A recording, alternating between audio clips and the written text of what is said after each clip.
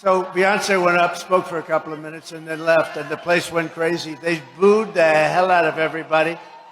They thought she was going to perform.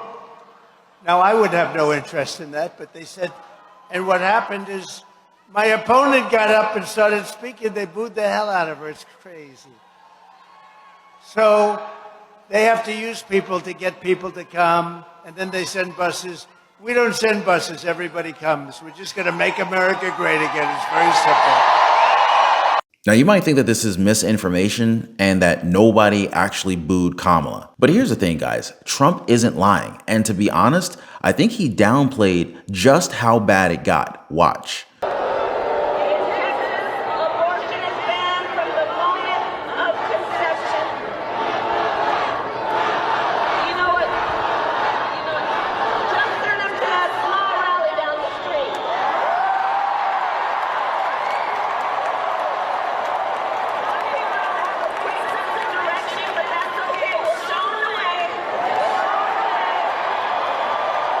Kamala's team probably prepared this canned response for hecklers at all of her rallies. Now, it's funny because they went into this campaign knowing that there would be people who would boo the incumbent vice president. And it's weird because they claim to be doing a great job, right? We also have to talk about Beyoncé here because it's not like she was advertised to show up and perform, right? They should know better than to get people's hopes up like that. Kind of like how they announced her for the DNC, but it looks like they didn't learn their lesson. In fact, this publicity stunt created a massive backlash, one that Kamala Harris doesn't need at the moment. Watch. We have some big news to share for the Harris campaign and the beehive. None other than Beyoncé will appear with Vice President Harris tomorrow in Texas, we're learning, and NBC's Aaron Gilchrist is covering the Harris campaign today from Georgia, where she's set to appear with Bruce Springsteen. Aaron, the boss today, Queen Bee tomorrow. What more do we know? This is news that a lot of people have been waiting to hear, whether or how Beyonce might show her support for Vice President Harris. And we have learned from three sources our team has that Beyonce will appear with Vice President Harris tomorrow in Houston, Texas. And the source says that Beyonce will perform during that appearance in Texas, obviously where she's from. You remember the big lie? Well, this is the B lie. I know it needs a little bit of work, but you guys get what I'm trying to say here, right? Now, what really stands out is that they're openly raising the hopes of people to see an artist perform, even though they know for certain that this is not going to happen and they're not going to do that. A performance from Beyonce would probably drain the remaining funds of Kamala Harris's campaign. But the fact of the matter is that they misled people on purpose. So all the single ladies, they're going to have to wait for the next concert. This caused a lot of people who attended the rally to boo the VP, which proves Donald Trump's point yet again. These so-called supporters are showing up in droves because they were promised a show. And given how much concert tickets are nowadays, you could see why they flocked to a free Beyonce performance. I mean, heck, going to see Beyonce for a 2-3 hour performance might cost you like $2-3 grand. I'm just saying. And those might not even be very good seats. The crowd was pumped when they saw her because not only did Queen Bee show up, but so did Kelly Rowland. She was also there. Y'all remember Destiny's Child back in the day? Well, you got 2 out of 3 of the members, meaning that they're probably expecting a Destiny's Child reunion of some sort with this performance. But here's what actually happened as she talked to the people there in the rally. Watch.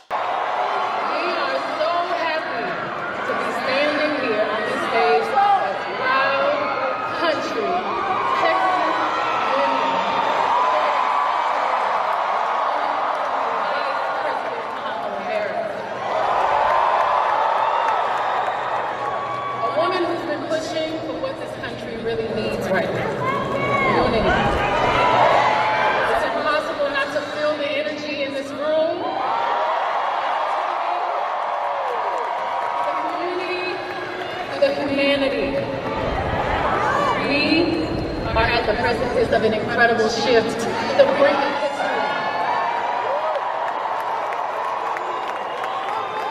I'm not here as a celebrity. I'm not here as a politician. I'm here as a mother.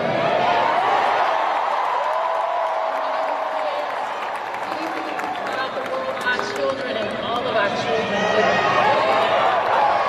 A world where we have the freedom to control our bodies.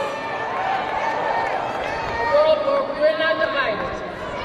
Our past, our present, our future merge to meet us here. here. Now, to her credit, she spoke for what, almost 5 minutes? Now imagine having to wait almost 3 hours and be given less than 5 minutes of pep talk. This led to the inevitable, guys. None of these people wanted to stick around so that Kamala Harris could talk about the middle class family that she grew up in or her working at McDonald's. Many of them left right as soon as she stepped up on stage. Watch.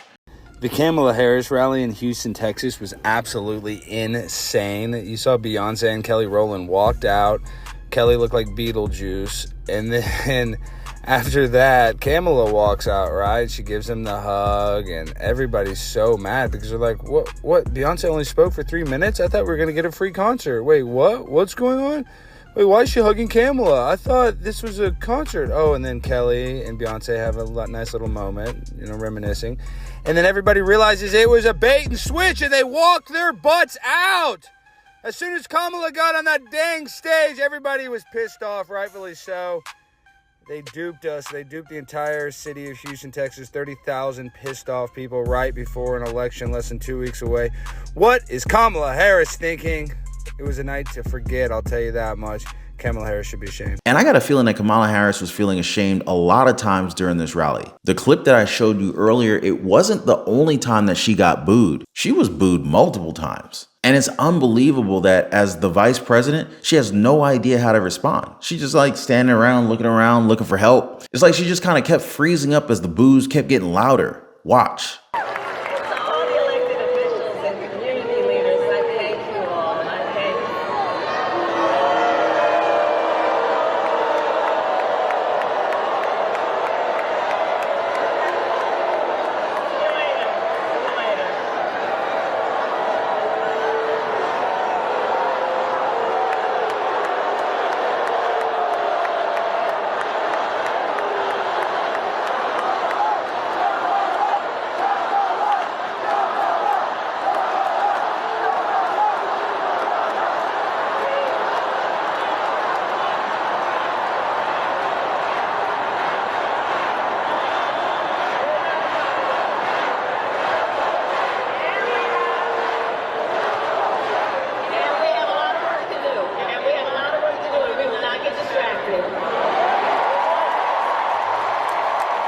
Newsflash, you did get distracted.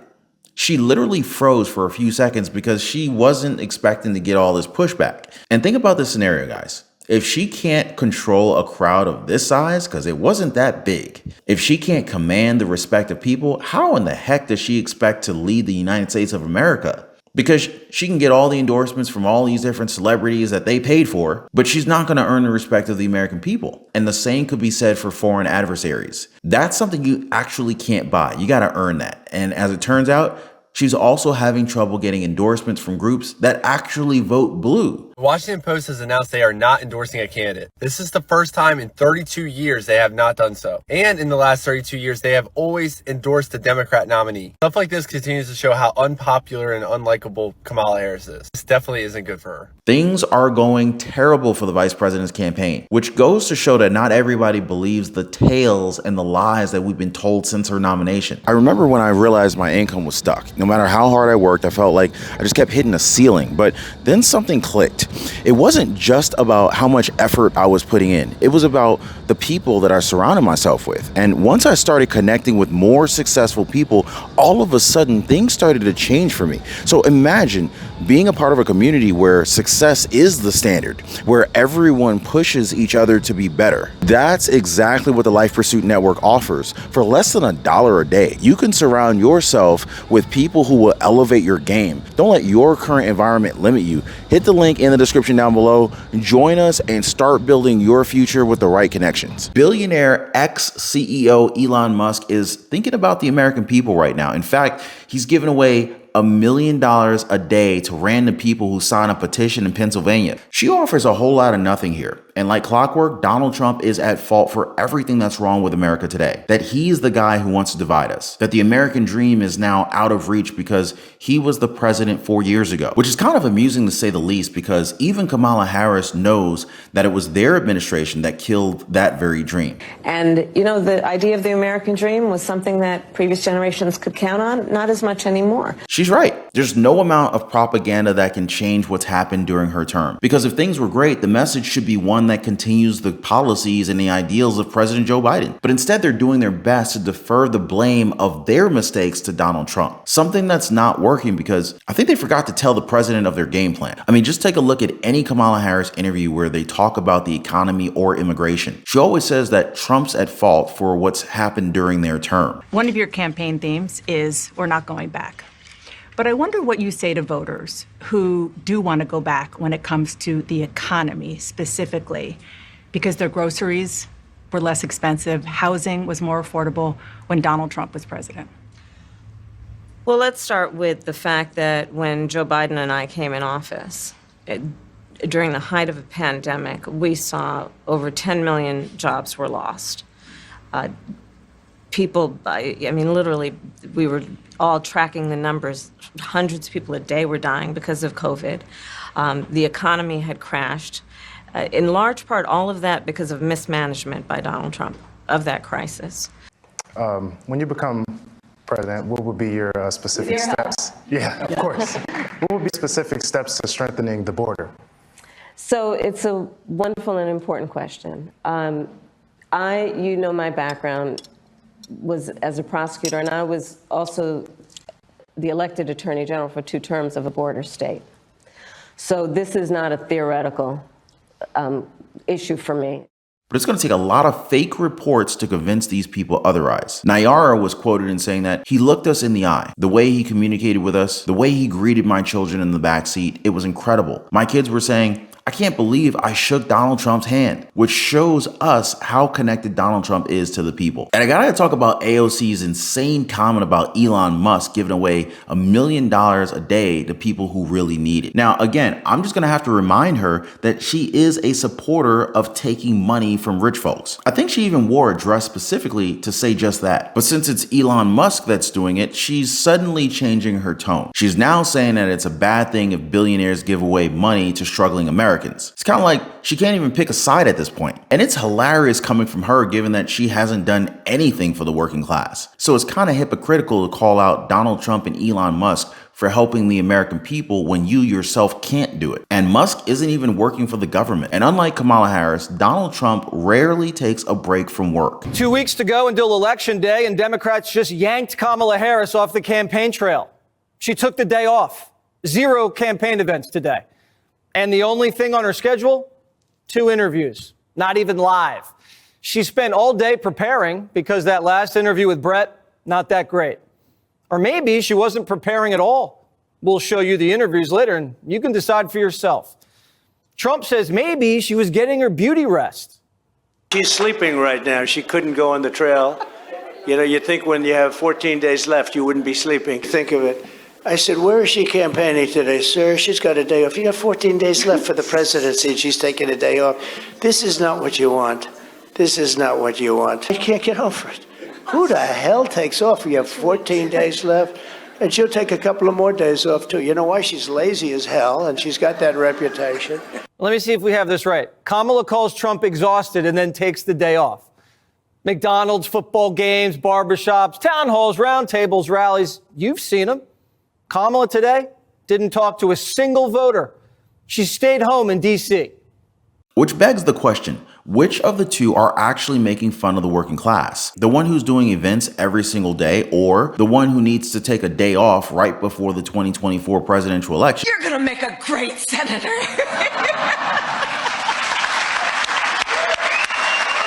True story. True story. True story. What is it with Kamala Harris and how she talks to the public as if they're toddlers? You know what I'm saying? Now, you might think that this is dated, so let's go ahead and grab a much more recent clip of her talking as if she were drunk. I want you to shout your own name for a minute. Let's do that really quickly. Shout your own name for a minute. That's what I'm talking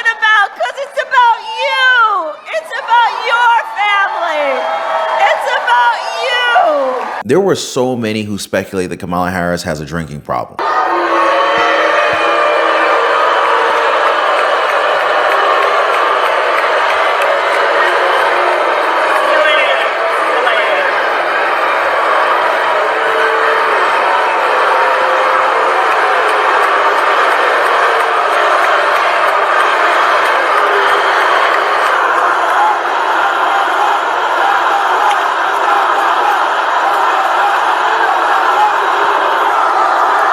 This is so cringy to me. Is this cringy to you guys? Watching Kamala Harris just kind of like, she's like wandering. She's looking left and right in the crowd, looking for a savior of some sort.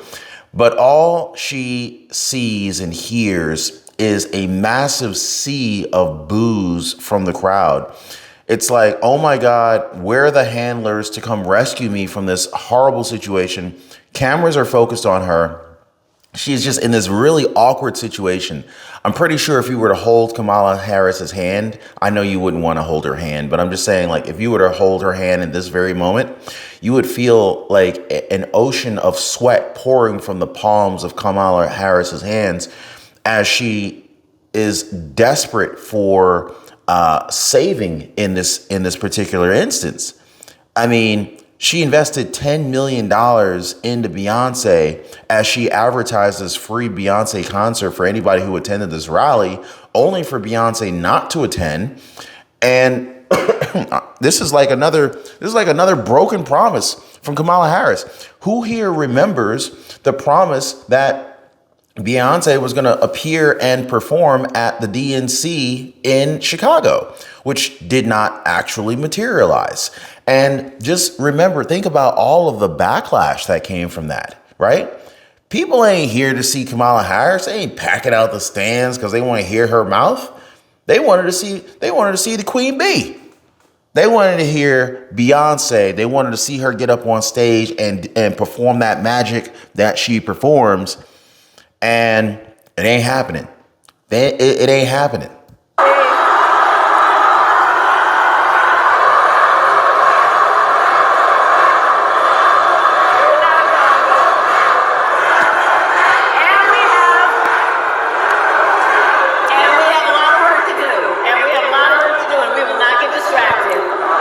Wow. I mean, this is just so awkward. I almost, don't kill me, guys. I almost feel bad for her being in this situation. I mean, this is embarrassing.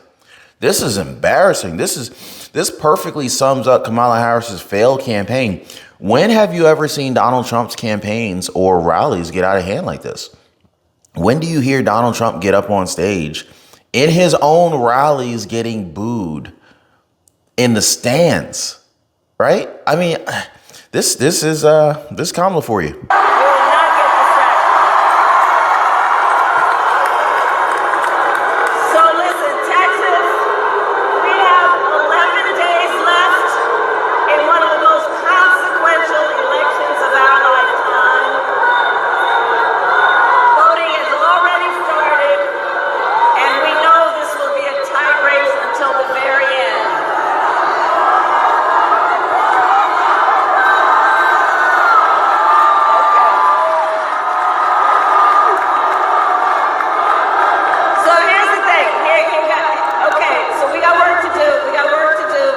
I'm sorry, guys.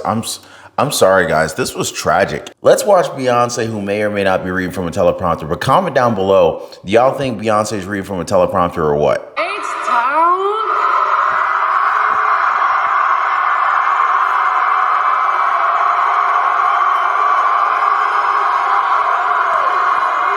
are so happy to be standing here on this stage as proud country Texas women supporting and celebrating the one and only Vice President Kamala Harris.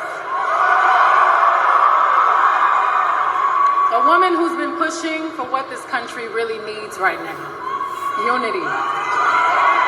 It's impossible not to feel the energy in this room, the positivity, the community, the humanity. We are at the precipice of an incredible shift, the brink of history.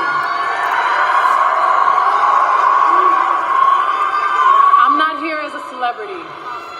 I'm not here as a politician. I'm sorry, you're Beyonce. You're always going to be here as a celebrity. I'm here as a mother.